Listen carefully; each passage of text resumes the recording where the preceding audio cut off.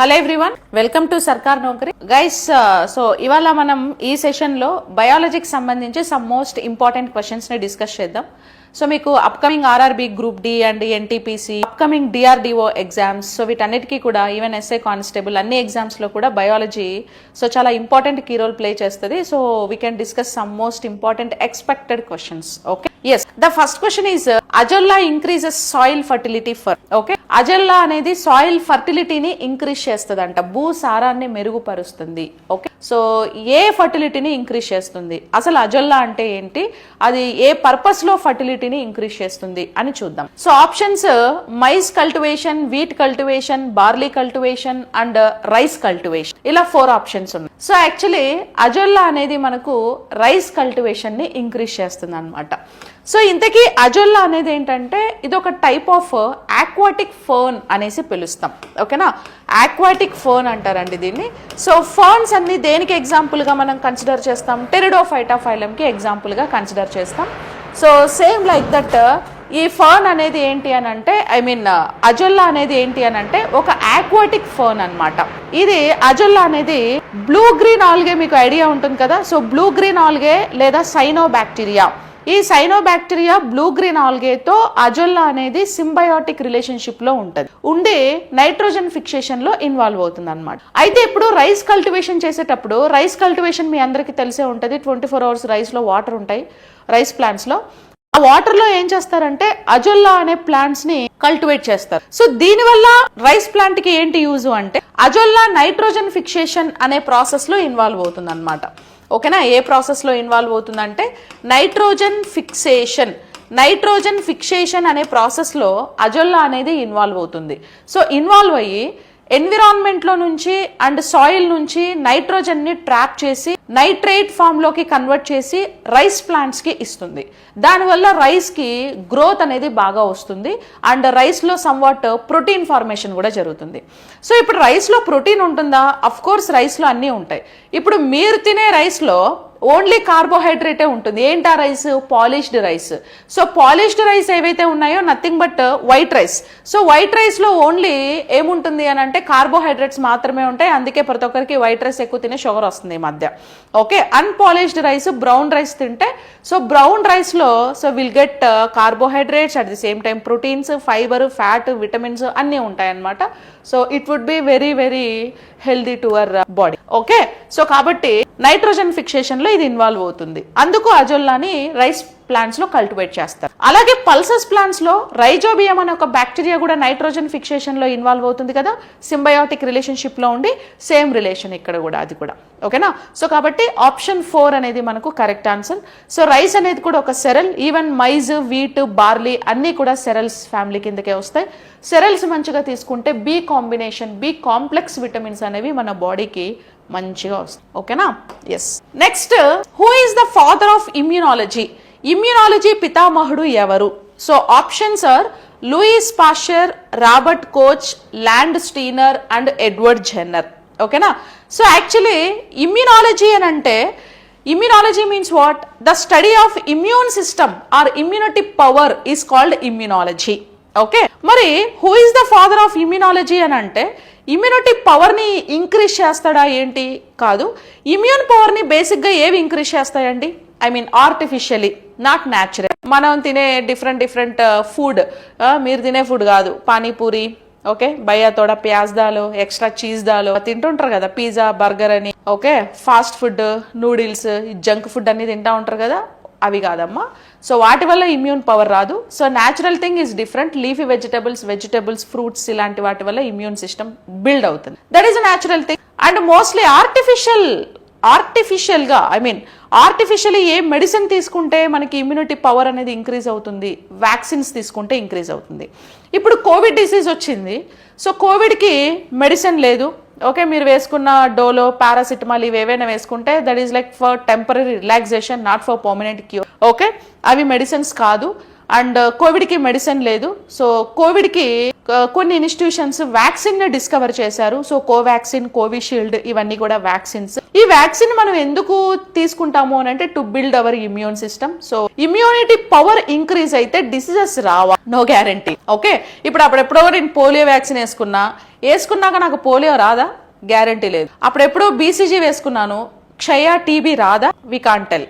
అంటే ఇక్కడ ఏంటంటే వ్యాక్సిన్ ని మనం జస్ట్ ఇమ్యూనిటీ పవర్ ని ఇంక్రీజ్ చేసుకోవడానికి వేసుకుంటాం అంతే.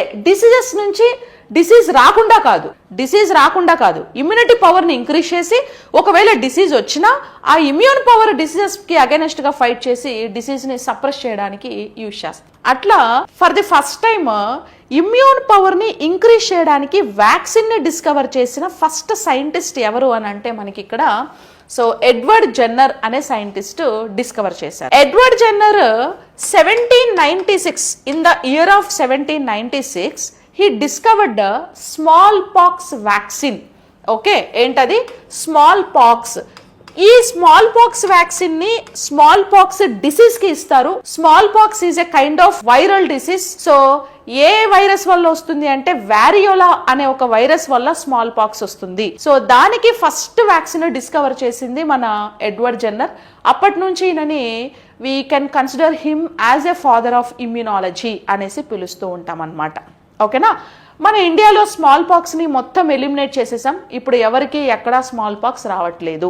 ఓకే, మసూచి అంటారు, తెలుగులో మసూచి అని అంటారు. RRR సినిమాలో చూపిస్తారు కదా, హీరోయిన్ చెప్తుంది నాకు మసూచి వచ్చిందంటే ఆడు బ్రిటిష్ వాడు పారిపోతా ఉంటాడు కదా. సో ఆ డిసీజ్ అనమాట. ఇంకా ఇంపార్టెంట్ వ్యాక్సిన్స్, బీసీజీ వ్యాక్సిన్ దేనికి ఇస్తారు, టీబీ లేదా క్షయకి ఇస్తారు. ఓకే, MMR వ్యాక్సిన్ దేనికి ఇస్తారు, మమ్స్ కి మీజిల్స్ కి MMR వ్యాక్సిన్ ఇస్తారు. ఓకేనా, మీజిల్స్ కి మమ్స్ కి MMR వ్యాక్సిన్ ఇస్తారు. అలాగే ఇన్ఫ్లుయెంజా అనే ఒక డిసీజ్ ఉంది కదా, lung infection. So influenza disease కి ఏ వ్యాక్సిన్ ఇస్తారు అని అంటే హీమోఫిలియా ఇన్ఫ్లుయెంజా టైప్ బి అనే వ్యాక్సిన్ ఇస్తారు. Haemophilia influenza type B, haemophilia influenza type B అనే వ్యాక్సిన్ ఇస్తారు. అలాగే డిప్తీరియా, పెర్టుసిస్, టెటానస్ మూడిటికి కలిపి DPT వ్యాక్సిన్ ఇస్తారు. దట్ ఈస్ ట్రిపుల్ వ్యాక్సిన్ అని పిలుస్తారు. 3 డిసీజెస్ కి కలిపి ఒకేసారి ఒకే వ్యాక్సిన్ ఇస్తారు కాబట్టి. ఓకేనా, ఇంకా కోవిడ్ కి కోవాక్సిన్ అని, కోవిషీల్డ్ అని ఇలా వ్యాక్సిన్స్ వచ్చాయన్నమాట. కోవాక్సిన్, కోవిషీల్డ్ ఇలా వ్యాక్సిన్స్ వచ్చాయి. ఇంకా మలేరియాకి RTS అనే వ్యాక్సిన్ ఇస్తారు. టైఫాయిడ్ కి టైఫాయిడ్ కాంజుగేటెడ్ వ్యాక్సిన్ లేదా టైఫాయిడ్ AB వ్యాక్సిన్ అనే వ్యాక్సిన్ ని టైఫాయిడ్ డిసీజ్ కి ఇస్తూ ఉంటారు. ఓకేనా, సో ఇట్లా అన్నమాట డిఫరెంట్ డిసీజెస్ కి మనకి వ్యాక్సిన్స్ అనేవి ఉన్నాయి. సర్వికల్ క్యాన్సర్ కి కూడా HPV vaccine, human papilloma vaccine అనే వ్యాక్సిన్ ని సర్వికల్ క్యాన్సర్ కి ఇస్తూ ఉంటారు. ఓకే, ఇట్లా ఈ వ్యాక్సిన్లన్నీ కూడా ఇమ్యూనిటీ పవర్ ని ఇంక్రీజ్ చేస్తాయి అన్నమాట. సో ఆర్టిఫిషియలీ ఇమ్యూన్ పవర్ ని ఇంక్రీజ్ చేసుకోవడం కంటే న్యాచురల్ గా healthy foods, proper physical activities ని అలవాటు చేసుకొని ఓకే ఇమ్యూన్ సిస్టమ్ ని ఇంక్రీజ్ చేసుకోవాలి. ఓకేనా, ఈసారి మళ్ళీ కరోనా వైరస్ వచ్చి ఇంకోసారి హాయ్ చెప్పి పోయింది అనుకో, ఇంకేం చేయలేదులే, బికాస్ ఆఫ్ వ్యాక్సిన్స్ వచ్చాయి కాబట్టి అంత ముందున్నంత ఎఫెక్ట్ ఏమి ఉండదు. ఇలాంటి కొత్త వైరస్ మళ్ళీ ఏమైనా వచ్చి హాయ్ చెప్పింది అనుకో ఈసారి 50% జనాలు అవుట్ అనమాట. ఓకేనా, అలాగా. ఇంకా Louis Pasteur, who is he? Louis Pasteur ని ఫాదర్ ఆఫ్ బ్యాక్టీరియాలజీ అని పిలుస్తారు. లూయిస్ పాస్చర్ ని ఫాదర్ ఆఫ్ బ్యాక్టీరియాలజీ అంటారు. ఇంకా లూయిస్ పాస్చర్ రేబీస్ కి వ్యాక్సిన్ ని డిస్కవర్ చేసింది లూయిస్ పాస్చరే. యాంథ్రాక్స్ అనే డిసీజ్ కి వ్యాక్సిన్ ని డిస్కవర్ చేసింది లూయిస్ పాస్చరే. కలరాకి వ్యాక్సిన్ ని డిస్కవర్ చేసింది కూడా లూయిస్ పాస్చరే. సో ఇవన్నీ bacterial diseases. Rabies is viral disease, anthrax, cholera bacterial diseases అన్నమాట. రాబర్ట్ కోచ్ అనే సైంటిస్ట్ సెల్లులో న్యూక్లియస్ ఉంటుంది కదా, కేంద్రకం లేదా న్యూక్లియస్ ని డిస్కవర్ చేసిన సైంటిస్ట్ ఎవరు అని అంటే రాబర్ట్ కోచ్ అండి. అండ్ న్యూక్లియస్ ని డిస్కవర్ చేసిన సైంటిస్ట్ ఎవరు అని అంటే రాబర్ట్ కోచ్ అని పిలుస్తారు. ఇంకా Robert hook, who is the Robert hook? He's the father of cell biology కదా. అంటే సెల్ ని డిస్కవర్ చేసిన ఫస్ట్ సైంటిస్ట్ ఎవరు అని అంటే రాబర్ట్ హుక్ అనేసి మనం చెప్పుకోవచ్చు అనమాట. ఓకేనా, సెల్ ని డిస్కవర్ చేసిన ఫస్ట్ సైంటిస్ట్ ఎవరని చెప్పుకోవచ్చు మనం, రాబర్ట్ హుక్. రాబర్ట్ కోచ్ వచ్చేసి న్యూక్లియస్ ని డిస్కవర్ చేశారు. ఇంకా పోతే Edward Jenner. So Edward Jenner అనే సైంటిస్ట్ ఫాదర్ ఆఫ్ ఇమ్యూనాలజీ అని అన్నాం. ల్యాండ్ స్టీనర్ ఎవరు? ఫాదర్ ఆఫ్ బ్లడ్ గ్రూప్స్ ని మనం ల్యాండ్ స్టీనర్ అని పిలుస్తాం. Father of blood groups. ఓకేనా, ఫాదర్ ఆఫ్ బ్లడ్ గ్రూప్స్ ని మనం ఏమని పిలుస్తాం? Okay, land Steiner. Blood groups మనకు ల్యాండ్ స్టీనర్ ఏ బ్లడ్ గ్రూప్స్ ని డిస్కవర్ చేశారు అంటే ఏ blood group, B blood group, ఓ బ్లడ్ గ్రూప్. ఈ 3 బ్లడ్ గ్రూప్స్ ని డిస్కవర్ చేసిన ఫస్ట్ సైంటిస్ట్ ఎవరు అని అంటే ఎవరని చెప్పొచ్చు? ల్యాండ్ స్టీనర్ అని చెప్పొచ్చు. ఓకేనా, 1900లో. ఏబి బ్లడ్ గ్రూప్ ని డిస్కవర్ చేసింది స్టార్లీ డెకాస్టీలో 1902లో డిస్కవర్ చేశారు. Okay, next, which cells in pancreas produce insulin? So pancreas లో ఏ సెల్స్ ఇన్సులిన్ ని ప్రొడ్యూస్ చేస్తాయి అంటే Langerhans. Okay, Langerhans lobules, Langerhans పుటికలు అని అంటారు వాటిని. సో ప్యాంక్రియాస్ లో లాంగర్ హార్న్స్ పుటికలు ఉంటాయి, ఆ సెల్స్ ఇన్సులిన్ ని ప్రొడ్యూస్ చేస్తాయి. ఒకవేళ లాంగర్ హార్న్స్ పుటికలు ఏమైనా తక్కువ ఉన్నా, ఓకే, వాటి సైజ్ కాదు, వాటి కౌంట్ రెడ్యూస్ అయినా, లేకపోతే ఇన్యాక్టివ్లోకి వెళ్ళినా ఇన్సులిన్ ప్రొడక్షన్ కూడా తగ్గిపోయి షుగర్ వస్తుంది. ఓకే, ఇన్సులిన్ డెఫిషియన్సీ వల్ల డయాబెటిస్ మిల్లిటస్ అనే డిసీజ్ వస్తుంది కదా, that is like sugar disease. ఓకేనా, yes, that is Langerhans lobules. What is mean by Sertoli cells? Sertoli cells ఎక్కడ ఉంటాయంటే ఆండ్రోజన్స్ లో ఉంటాయి. ఆండ్రోజన్స్ అంటే testis, male reproductive organs testis ఉన్నాయి కదా. So male reproductive organs testis ఏవైతే ఉన్నాయో టెస్టిస్లో సెరటోలీ సెల్స్ ఉంటాయి. ఇవి ఏం చేస్తాయి అని అంటే స్పర్మటోజోవా అంటే ఏంటి? స్పర్మటోజోవా అంటే sperms, nothing but a group of sperms అనమాట. Okay, bulk amount of sperms. At a time ఎన్ని స్పర్మ్స్ రిలీజ్ అవుతాయి తెలుసా? 5 crores స్పర్మ్స్ రిలీజ్ అవుతాయి. ఓకే, ఒక్కసారి 5 crores స్పర్మ్స్ అవుట్ అవుతాయి. కానీ ఉమెన్లో ఎవ్రీ మంత్ ఒకటే ఎగ్ రిలీజ్ అవుతుంది. ఈ 5 crores స్పర్మ్స్ లో ఏదో ఒక స్పర్మే ఎగ్గుతో ఫర్టిలైజేషన్ లో ఇన్వాల్వ్ అవుతుంది. What is that luckiest sperm అని అంటే, so that is depends on egg ఉంటుంది కదా, ఎగ్ ఒక ఎంజైమ్ ని రిలీజ్ చేస్తుంది. ఓకేనా, ఆ ఎంజైమ్ ని బేస్ చేసుకొని ఒక స్పర్మ్ని మాత్రమే అలో చేసి మిగతా స్పర్మ్స్ అన్నిటినీ కూడా ఎగ్స్ ఏం చేస్తాయి అంటే డైవర్ట్ చేసేస్తాయి అన్నమాట. ఓకేనా, so that is different thing. అయితే ఇప్పుడు సెరటోలీ సెల్స్ అనేవి టెస్టిస్లో ఉండి స్పర్మటోజోవా స్పర్మ్ మొబిలిటీకి కావాల్సిన ఫ్లూయిడ్స్ని రిలీజ్ చేస్తూ ఉంటాయి. ఓకే, స్పర్మ్ చాలా యాక్టివ్గా మొబిలిటీ అవ్వాలి, యాక్టివ్గా మూవ్ అవ్వాలి. ఓకే, వాటికి కావాల్సిన ఫ్లూయిడ్స్ని రిలీజ్ చేసేవి ఏవి అని అంటే సెరటోలీ సెల్స్ అని పిలుస్తాం. లైడింగ్ సెల్స్ ఎక్కడ ఉంటాయి అంటే ఓవరీస్లో ఉంటాయి. ఓకే, ఉమెన్లో ఓవరీస్లో ఉంటాయి. ఇవి కూడా ఏం చేస్తాయి అంటే non motile gamete. Non motile gamete ఏంటి? ఎగ్. సో ఎగ్ ప్రొడక్షన్లో ఈ సెల్స్ అనేవి యూజ్ అవుతాయి అన్నమాట. ఇంకా కార్పస్ లుటియం అంటే ఏంటి? కార్పస్ లుటియం వచ్చి ఫీమేల్ రిప్రొడక్టివ్ సిస్టంలో, దీనికి ఒక పెద్ద స్టోరీ ఉంటుంది. అసలు కార్పస్ లుటియం అంటే ఏంటి అంటే, సో ఉమెన్లో ఉంటుంది, బట్ బై బర్త్ నుంచే అందరికీ కార్పస్ లుటియం ఉండదండి. ఎవ్రీ మంత్ మెన్స్ట్రుయేషన్ సైకిల్ అప్పుడు మెన్స్ట్రుయేషన్ సైకిల్లో ఓవరీస్లో అండాశయాలలో గ్రాఫియన్ పుటికలు ఉంటాయి. ఇవి అండాశయం అయితే ఇందులో గ్రాఫియన్ ట్యూబ్యూల్స్ ఉంటాయి. ఈ గ్రాఫియన్ ట్యూబ్యూల్స్ సెక్రటరీ స్టేజ్లో ఏమవుతాయి అని అంటే సైజు పెద్దగా అవుతాయి. దీన్నే మెచ్యూర్ గ్రాఫియన్ ట్యూబ్ అని పిలుస్తారు. అది ప్రొలిఫరేటరీ స్టేజ్లో అవుతుంది. సెక్రటరీ స్టేజ్లో ఏమవుతుంది అంటే మెచ్యూర్ గ్రాఫియన్ ట్యూబ్ పగిలిపోతుంది. ఎందుకంటే దీని లోపల ఉండే ఎగ్గు బయటకు రిలీజ్ అవ్వడానికి. ఈ పగిలిపోయిన గ్రాఫియన్ ట్యూబ్యూల్నే మనం ఏమంటారంటే కార్పస్ లుటియం అని పిలుస్తారు. ఓకేనా, మెన్స్ట్రుయేషన్ సైకిల్ అప్పుడు ఓవులేషన్ పీరియడ్లో కార్పస్ లుటియం ఫార్మేషన్ జరుగుతుంది. Okay, that is. ఇంకా 4 ఆప్షన్స్ అయిపోయాయి కదా. సో 4 అనేది ఈ క్వశ్చన్కి correct statement. Okay, next question చూద్దాం. Sexual reproduction in algae that takes place through fusion of 2 similar size gametes is called. చూడండి, సెక్షువల్ రిప్రొడక్షన్ ఇన్ ఆల్గే. ఆల్గేలో సెక్షువల్ రిప్రొడక్షన్, అసలు ఆల్గేలో సెక్షువల్ జరుగుద్దా?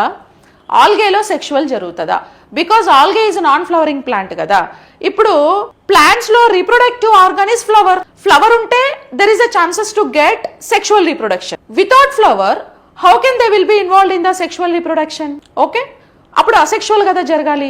నో, సెక్షువల్ కూడా జరుగుతుంది. బ్లైండ్గా గుర్తుపెట్టుకోండి.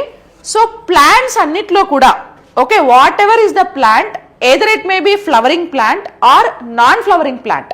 So whatever is the plant, అన్నిట్లో కూడా అసెక్షువల్ రిప్రొడక్షన్ అనేది జరుగుతుంది, సెక్షువల్ కూడా జరుగుతుంది. అది ఎట్లా అంటే అది అట్లనే. ఓకేనా, సో అది అర్థం కావాలంటే ప్లాంట్ కింగ్డమ్ లో ఫండమెంటల్స్ ఆఫ్ ప్లాంట్స్ లో ఫ్లవర్ గురించి మనం మాట్లాడతాం కదా, ఆ క్లాస్ మీరు వినాలి. విన్నప్పుడు మీకు తెలుస్తుంది. ఓకేనా, సెక్షువల్ అసెక్షువల్ రెండూ జరుగుతాయి. ఓకే, ఇప్పుడు ఎందుకు అలాగా అని అంటే ప్లాంట్స్ ఆర్ యూనివర్సల్ ప్రొడ్యూసర్స్ అండి. అవి ప్లాంట్స్ ప్రొడ్యూసర్స్. ఇప్పుడు మనం చెప్తూ ఉంటాం. ఇప్పుడు ఫర్ ఎగ్జాంపుల్ ఏంటంటే ఈ నేచర్లో యూనివర్స్లో ఏ లివింగ్ ఆర్గానిజంకి ఎంత జీవం ఉంటుంది, ఎంత లైఫ్ ఉంటుంది, ఎంత ఎమోషన్స్ ఉంటాయి అని డిసైడ్ చేసేది నేచర్. ఇప్పుడు మనం అంటాం, ఇప్పుడు కొంతమంది వెజిటేరియన్స్ ఉంటారు, వాళ్ళు నాన్ వెజ్ తినరు. ఇప్పుడు చెప్తారు, అరే నాన్ వెజ్ని ఎట్లా తింటాం, కోడిని చూస్తే చెల్లెల్లాగా, మేకలు చూస్తే తమ్ముళ్ళలాగా ఫీల్ అవుతుంటాం, వాటికి గొంతు కోసినప్పుడు, వాటి ప్రాణం తీసినప్పుడు గిలిగిలాగా కొట్టేసుకుంటుంటే మనకి ఎమోషన్స్ ఉండవా, అయ్యేలా తింటాం అని అంటే ఓకే, అది పక్కన పెడదాం. ఇలా మాట్లాడే వాళ్ళకి ఇప్పుడు ప్లాంట్స్ ఉన్నాయి కదా, ప్లాంట్కి కూడా లైఫ్ ఉంటుంది. ఇప్పుడు as per science, as per biology, plant is also life కదా. దాన్ని మనం కట్ చేసినప్పుడు దానికి ప్రాణం ఉంటుంది కదా. మరి అది కూడా క్రైమేనా, అది కూడా మర్డరేనా, మరి అది కూడా కొట్టేసుకొని గిలగిలా కొట్టేసుకొని ఏడుస్తుందా అంటే లేదు. మరి ఎందుకు అని అంటే ప్లాంట్స్ అనేవి యూనివర్సల్ ప్రొడ్యూసర్స్ అండి. ఇప్పుడు ఒక ఫ్రూట్ని తెంపేస్తే మళ్ళీ ఆ చెట్టుకి ఇంకో ఫ్రూట్ వస్తుంది, ఒక స్టెమ్ని నరికేస్తే మళ్ళీ చిగురేస్తుంది. ఓకే, ఒక ఫ్లవర్ ని తెంపేస్తే ఇంకొక ఫ్లవర్ వస్తుంది. నువ్వు స్టెమ్ మొత్తం కట్ చేసేసినా రూట్స్ బాగా హెల్దీగా ఉంటే మళ్ళీ చిగురెత్తి మళ్ళీ ప్లాంట్ వస్తుంది. అదే ఒక అనిమల్ కి కానీ, ఒక మనిషికి ఒక హ్యాండ్ నరికేస్తే కొత్త హ్యాండ్ వస్తుందా, ఒక లెగ్ ని నరికేస్తే కొత్త లెగ్ వస్తుందా, రాదు కదా. అంటే అది లైఫ్, ఇది లైఫే, కానీ దీనికి కొంచెం జీవం ఎక్కువ, దానికి తక్కువ, వాటికి ఎమోషన్స్ లేవు, అవి బాధపడుతున్నాయి అని మనం చూడలేం. ఓకేనా. సో ఇది సైన్స్ యాక్చువల్లీ. కాబట్టి ఏది మనం, ఏ జంతువు ఏది తినాలి, ఎలా తినాలి అనేది నేచర్ డిసైడ్ చేస్తుందండి. ఈ విషయం మీకు మనకి ఈవెన్ మన భగవద్గీతలో కూడా 3వ అధ్యాయంలో శ్రీకృష్ణుడు చెప్తూ ఉంటాడు, అర్జునుడికి చెప్తూ ఉంటాడు. ఓకే, మొక్కలంటే ఇది, మనుషులంటే అది పక్కన పెడితే సైన్స్ కూడా అదే చెప్తుంది మనకి. సో కాబట్టి ప్లాంట్స్కి కూడా లైఫ్ ఉందిలే కానీ, బట్ అంత కాదు, మన అంత కాదు.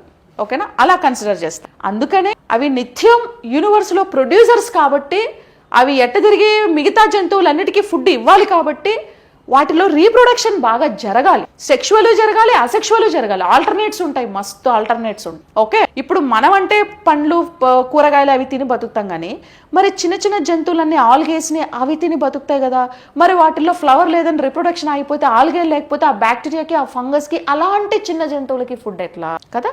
సో కాబట్టి ప్లాంట్స్లో అన్నీ జరుగుతాయి అన్నమాట. ఓకేనా. అయితే ఇక్కడ జూస్పోర్స్ అంటే ఏంటి అని అంటే, జూస్పోర్స్ ఆల్గేస్ లో అసెక్షువల్ రిప్రొడక్షన్ లో ఇన్వాల్వ్ అయ్యే స్పోర్స్ ని జూస్పోర్స్ అని అంటారు. స్పోర్స్ అంటే సిద్ధ బీజాలు అని అంటారు. ఇవి ఆల్గేస్ లో ఉంటాయి, బ్రయోఫైట్స్ లో కూడా ఉంటాయి, టెరిడోఫైట్స్ లో కూడా ఉంటాయి. వీటి ద్వారా అసెక్షువల్ రిప్రొడక్షన్ జరుగుతుంది. మొబిలిటీ, మొటైల్ స్పోర్స్ అన్నమాట. వీటికి బాగా యాక్టివ్ గా మొటిలిటీ ఉంటుంది అనమాట. ఒక ప్లేస్ నుంచి ఇంకో ప్లేస్ కి చాలా యాక్టివ్ గా. ఇప్పుడు కనకంబరాల చెట్లు, అలా కొన్ని చెట్లు ఉంటాయి, వాటి మీద వాటర్ పోయంగానే చిట్పట్ అని పగిలిపోయి కొన్ని స్పోర్స్ ఎక్కడ పడితే అక్కడ స్ప్రెడ్ అయిపోయి, ఆ స్పోర్ ఎక్కడ పడితే అక్కడ కొత్త ప్లాంట్ వస్తుంది చూసారా, అలాంటి స్పోర్స్. అవి కాదు, అలాంటి స్పోర్స్, వాటిని జూస్ స్పోర్స్ అని అంటారు. ఇంకా అనిసోగామెస్ అంటే ఏంటంటే, సో అసమ సంయోగం, అసమ ఇన్ఈక్వాలిటీ. ఏంటి ఇన్ఈక్వాలిటీ అంటే, ఇది యాక్చువల్లీ సెక్షువల్ రిప్రొడక్షన్ లో అబ్జర్వ్ చేస్తాం. డిఫరెంట్ గ్యామెట్స్ డిఫరెంట్ సైజెస్ లో ఉంటాయి, డిఫరెంట్ సైజెస్ లో ఉండి రీప్రొడక్షన్, ఫర్టిలైజేషన్ లో ఇన్వాల్వ్ అవుతాయి అన్నమాట. ఓకేనా. సో ఆల్గేస్ లో కూడా సెక్షువల్ రిప్రొడక్షన్ లో గమనిస్తాం. మీకు ఇక్కడ చూడండి, టూ సిమిలర్ సైజ్ గ్యామెట్స్ అన్నారు కదా. సిమిలర్ అంటే ఈక్వల్ సైజ్ ఉండేవి ఐసోగామస్.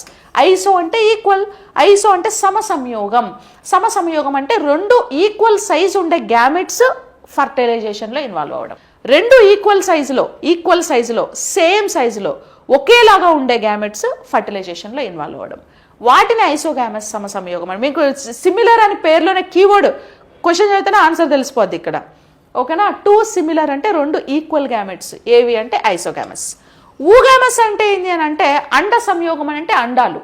ఓకే, ఎక్స్ ఫీమేల్ గ్యామెట్ని మనము ఏమంటారంటే ఊగామస్ అని పిలుస్తారు. ఓకే, ఇవి నాన్ మోటైల్. ప్లాంట్స్లో అయినా అనిమల్స్లో అయినా ఎగ్స్ ఆర్ నాన్ మోటైల్. ఇప్పుడు హ్యూమన్ బీయింగ్లో కూడా ఉమెన్లో ఎగ్ రిలీజ్ అయ్యి ఫాలోపియన్ ట్యూబ్లో ఉంటుంది అంతే. స్పర్మ్ వచ్చిందా ఫర్టిలైజేషన్ జరుగుతుంది, రాదా జరగదు, అంతే. అది మాత్రం ఎక్కడికి మూవ్ అవ్వదు. స్పర్మే మూమెంట్ ఇన్వాల్వ్ అవ్వాలి, స్పర్మ్కే మొటిలిటీ ఉంటుంది, ఎగ్గుకి ఉండదు. అది ప్లాంట్స్ అయినా అంతే, అనిమల్స్ అయినా అంతే. ఓకేనా. Which of the following is an air born disease? క్రింది వాటిలో గాలి ద్వారా వ్యాప్తి చెందే వ్యాధి ఏది అని అంటే, గాలి ద్వారా వ్యాప్తి చెందేది measles, chicken pox and small pox, all the above అన్నాడు. సో ఎయిర్ బోర్న్ డిసీజ్ అంటే గాలి ద్వారా వ్యాప్తి చెందేది ఏది అని అంటే నథింగ్ బట్ మీజిల్స్ అనేది ఒక వైరల్ డిసీజ్ అండి. పారామిక్సో వైరస్ అనే వైరస్ వల్ల మీజిల్స్ వస్తుంది. ఏ వైరస్? పారామిక్సోవైరస్. పారామిక్సోవైరస్ అనే ఒక వైరస్ వల్ల మీజిల్స్ అనే డిసీజ్ వస్తుంది కదా. It is a viral disease. ఇది ఎయిర్బార్న్ డిసీజ్.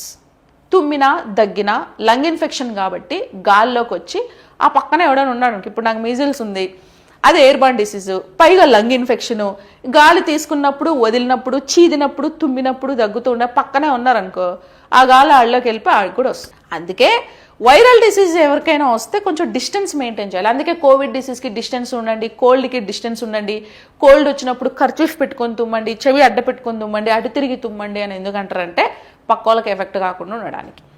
ఓకేనా. ఈవెన్ చికెన్ పాక్స్, ఆటలమ్మ, చికెన్ పాక్స్ వచ్చిన వాళ్ళని కూడా వేరే రూమ్లో సపరేట్గా ఎందుకు పడుకోబెడతారు అని అంటే ఇంట్లో వాళ్ళకి ఇన్ఫెక్ట్ అవ్వకుండా ఉండడానికి. చికెన్ పాక్స్ ఇదే ఉందా. చికెన్ పాక్స్ ఏ వైరస్ వల్ల వస్తుంది? వ్యారిసెల్లా వైరస్, ఆటలమ్మ అని అంటారు.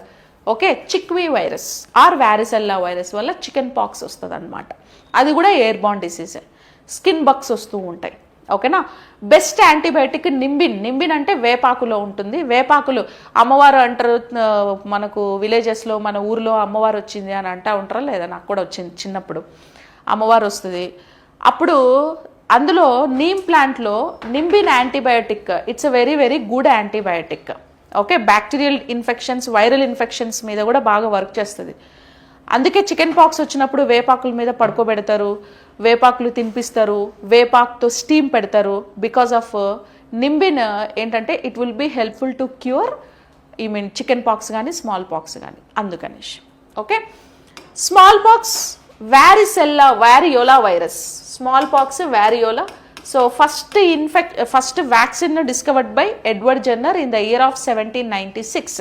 ఓకే, అండ్ సో కాబట్టి అన్ని airborne diseases. All the above is correct answer for this question. Okay, next, which of the following have alpha keratin as protein? క్రింది వాటిలో ఆల్ఫా కెరాటిన్ ప్రోటీన్ దేనిలో కలిగి ఉంటుంది అని అంటే, alpha keratin blood, eggs, wool and none of the above. Okay, దేంట్లో ఉంటుంది? ఊల్లో alpha keratin. Keratin means protein అండి. Keratin is a kind of protein. అవి మనకి 2 టైప్స్ ఉంటాయి. ఏంటా 2 టైప్స్ అని అంటే, one is like alpha keratin. Okay, alpha keratin. Second one beta keratin. Alpha keratin, beta keratin. So alpha keratin హెయిర్లో observe చేస్తాం, ఊళ్ళో కూడా. అనిమల్స్కి ఊల్, బాడీ పైన ఉండే హెయిర్, మనకి బాడీ పైన ఉండే హెయిర్. ఈ హెయిర్ అన్ని హెయిర్లో అదే. ఓకేనా. నెయిల్స్, ఓకే, నెయిల్స్, వీటిల్లో ఈ కెరాటిన్ మనం అబ్జర్వ్ చేస్తాం. ఈవెన్ ఐస్లో కూడా. ఓకేనా, ఐస్లో కూడా. బీటా కెరాటిన్ వచ్చి హార్న్స్, కొమ్ములు, ఓకే, ఫీదర్స్, బీక్, పక్షి యొక్క ముక్కు, ఓకే, వింగ్స్, పక్షి రెక్కలు, ఇలాంటి వాటిల్లో బీటా కెరాటిన్ని మనము ఫైండ్ అవుట్ చేస్తాం. హార్న్స్ ఆల్ఫా కెరాటిన్లో కూడా కొన్నిట్లో ఉంటాయి. ఓకేనా, కొమ్ములు దీని కింద కూడా వస్తాయి కొన్నిట్లో. ఓకేనా, అట్లా అనమాట.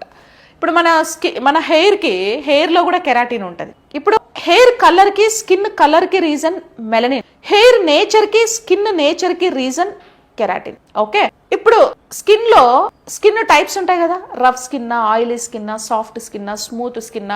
ఓకే, కొంతమందికి రఫ్ స్కిన్ ఉంటుంది, డ్రై స్కిన్ ఉంటుంది, పగిలిపోతూ ఉంటుంది, స్నానం చేస్తే సోప్ సరిగా రుద్దకపోతే అంత కనిపిస్తూ ఉంటుంది, చలికాలం వస్తే పగిలిపోతూ ఉంటుంది. ఓకే, ఎందుకు అని అంటే బికాస్ ఆఫ్ కెరాటిన్. ఇంకా కొంతమందికి ఆయిలీ స్కిన్ ఉంటుంది, స్కిన్ మీద ఎప్పుడు ఆయిల్ లాగా ఉండి జిడ్డుగా ఉంటుంది, బికాస్ కెరాటిన్. హెయిర్ కూడా ఇప్పుడు కెరాటిన్ బాగా ఎక్కువ ఉందనుకో, హెయిర్కి సిల్కీగా సాఫ్ట్గా ఉంటుంది. అదేదో కార్తీక షాంపూ అడ్వర్టైజ్మెంట్ చూపిస్తారు కదా, కారణమే కార్తీక అని.